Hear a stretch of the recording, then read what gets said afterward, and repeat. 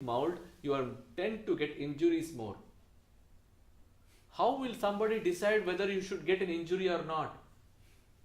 First and foremost, how are we dispensing weight? How are you displacing weight?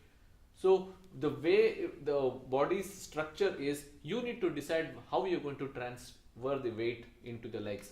See, principally, most of us are interested only in the upper half of the body. People go to gym, lift weights so that the upper half looks very attractive. The legs are ignored to a large extent. So also it doesn't mean only the shape of it, but the strength and power of it. So important aspect of this life is, first make sure your legs are fine so that your mobility doesn't get affected. If the mobility is not fine, it impacts everything else. So first and foremost, make sure your legs are really taken care. So to what extent? First and foremost, all the toes have to be pulled every single day. The extremities are being mistaken. People go for all this pedicure, but they do not actually pull the toes. Pulling toes means your extremities are, minute they pull, all the nervous connection, the entire muscular function is taken care. This is one of the simplest and easiest way to get back into flow. Now, how much do you stretch? Every single day, make sure you are sitting in Vajrasana, which is on your knees, for at least 20 minutes. This will ensure that the minute the heel presses the center of your backside, it will reignite the recharge point in your body. People have misunderstood. After food, they're still waiting on the chair. Why do we actually need a chair? Sit in Vajrasana after food for 10 minutes. If you can afford to sit for at least 10 minutes, this will kickfire your digestive process. Because Vajrani Nadi is active, that means you are, first and foremost, most people in this world suffer from gastric issues. So gastrointestinal issues, why? Number one, food choice, terrible. Timings, terrible. Third, extraordinary greed, but incompletion. You see, the gas is actually greed in you. So much gas because it's fermented food in your intestine, it's releasing gases, and most important part of this is we do not have enough power to digest. Why is this happening? You look at most people, their issues are digestion, elimination, and absorption. Food has not absorbed. They need to eat more.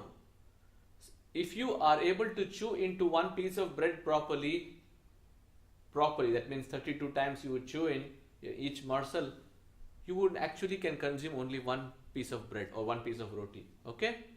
That's the power of actual absorption. But what do? We grab food, we gobble food. That means the energy system has been completely off track. See, we are not scared animals who are not sure if they're going to get that food. So they are eating in a hurry because it's all gone into the programming that what if somebody snatches this food? Yes? So are we in that kind of scenario where somebody is snatching our food? So remember this, it gives you a signal. Most people do not know the nudge of the gut. The gut actually gives a nudge and says enough.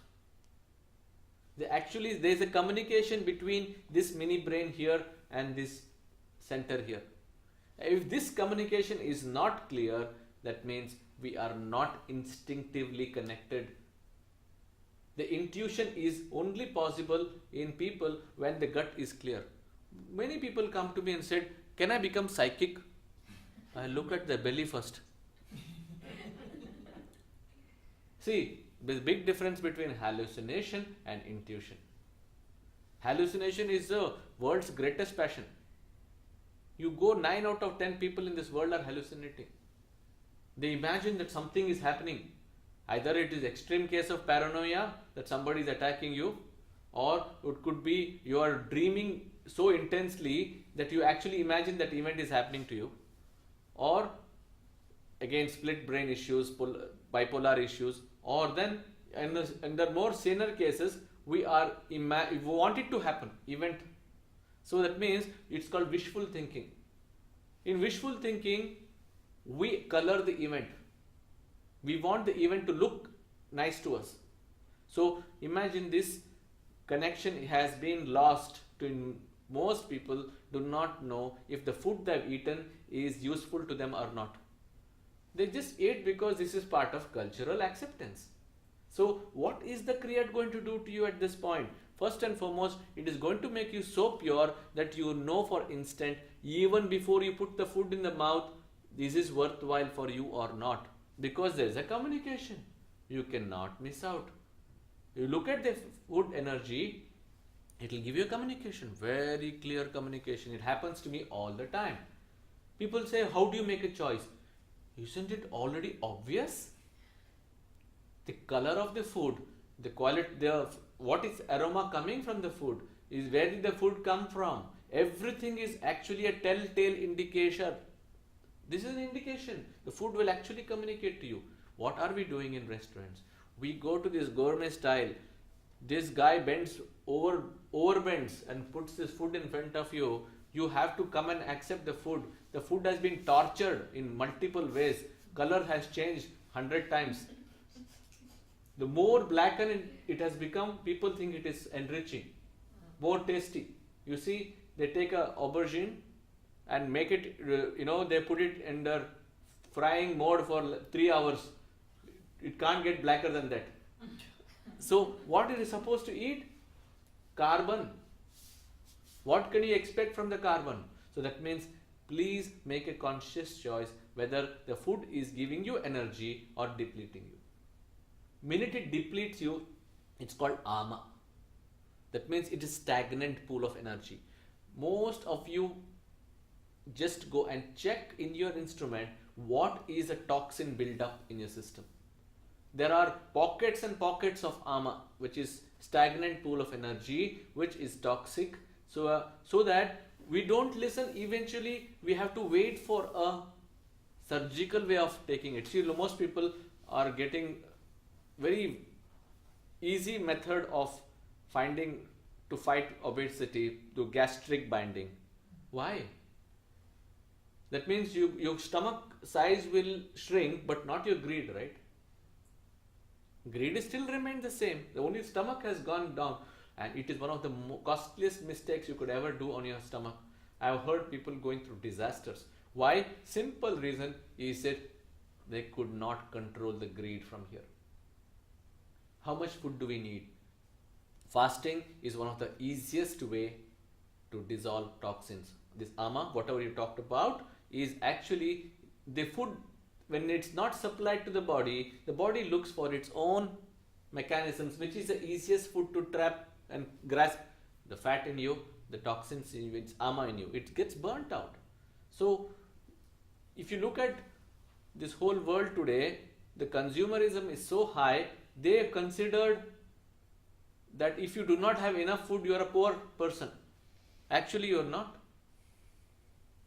People have overrated food, and that is actually hurting us. Kriya just doesn't mean just a physical movement. Kriya means everything. All actions. What is the action required for us? First and foremost, we need to get the coherence in this body, coming together.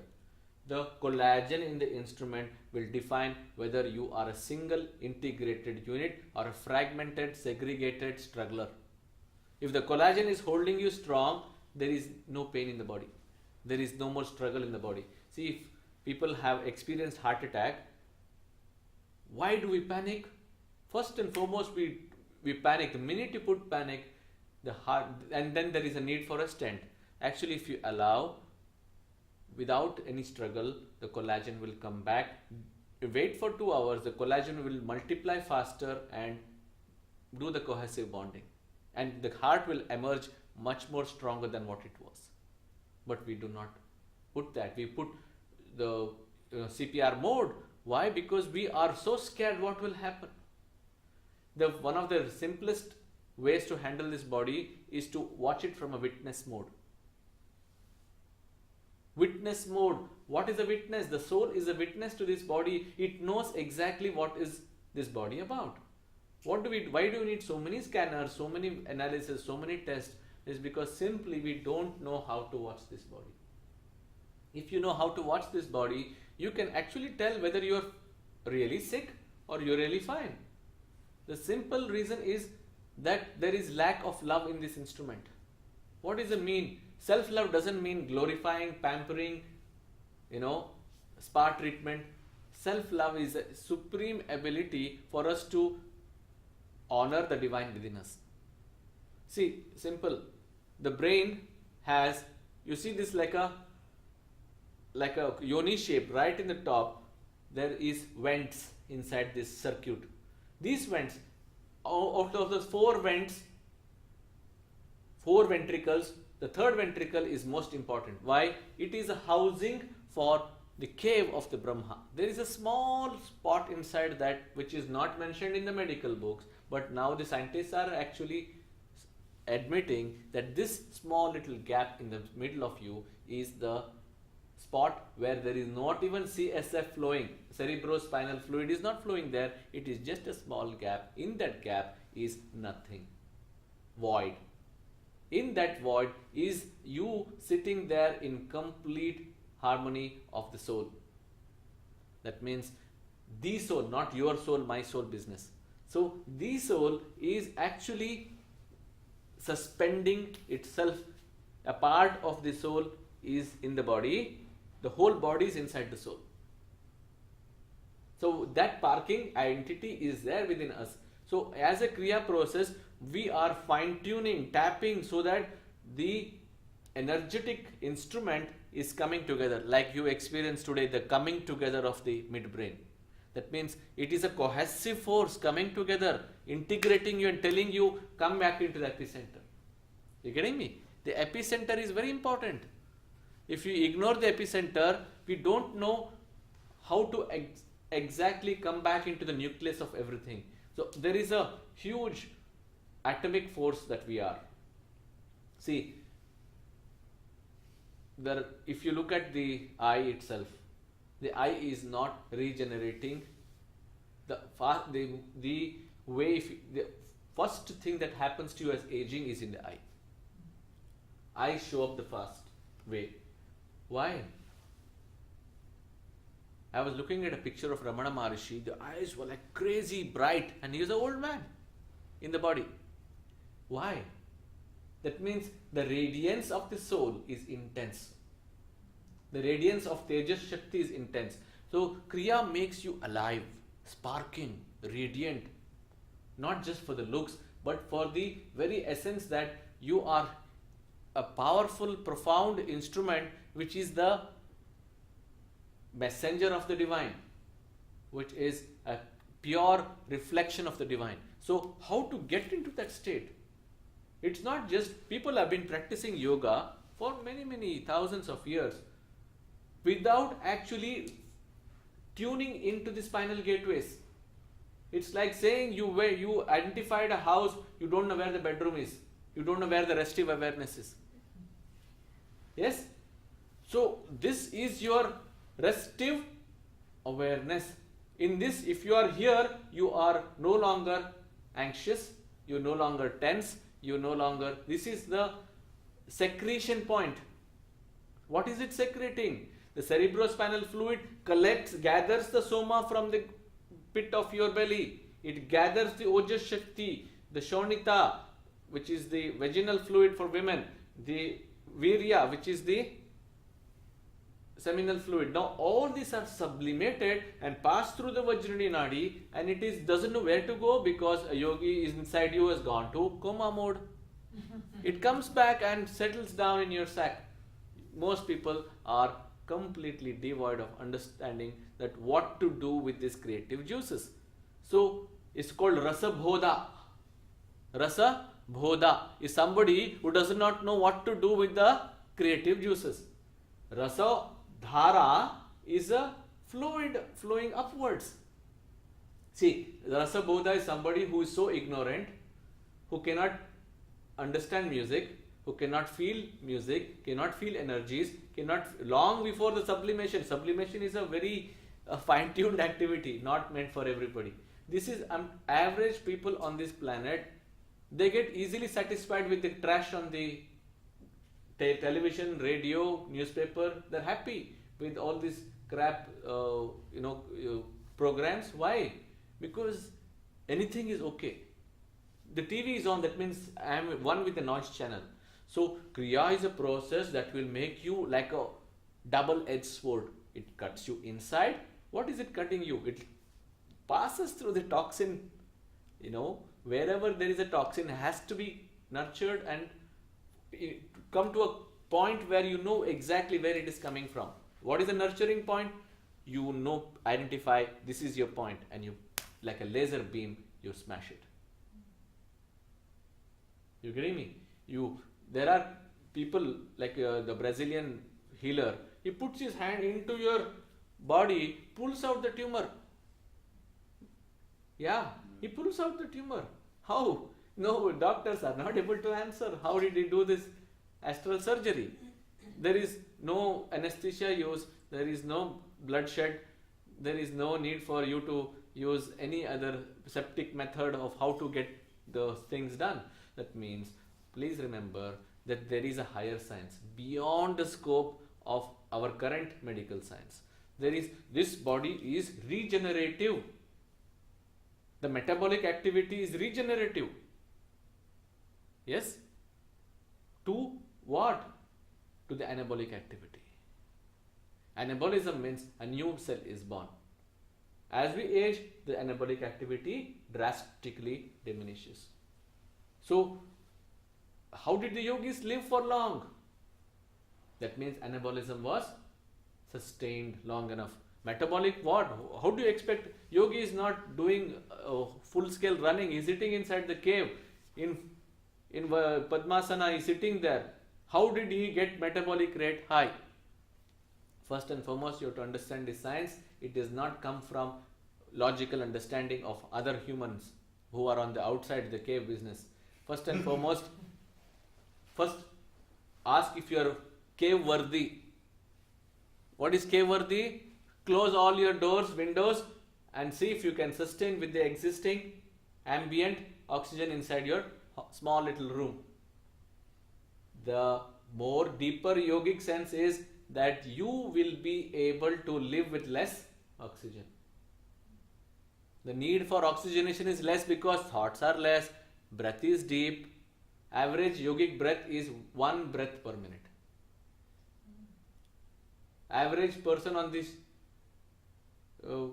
average person breathes about 6 times in 1 minute. Yes, there's about 21,600 times in a day. So how much of consumption? We are random users without clarity. So Kriya breath is making you enriched. How enriched? The brain, all the dendrites in your neurons, the synaptical firings, everything is, see, in a yogic brain, the need for thinking is dramatically reduced. You don't need to worry about everybody's drama, because there is only one creative flow passing through. It asks you for a simple action, you finish that, you came back. If it is a mantra upadesha which is given to you as a clear one path of salvation, you chant that mantra so intensely that the mantra becomes ajapa, it wraps you. Mantra is chanting on its own. There was a brilliant master called, Chinmayananda, who used to have this ajapa around him. Then the one who got these Hare Rama Hare Krishna movement, the original one, okay, not Bhakti Vedanta Prabhupada. So now in the 15th century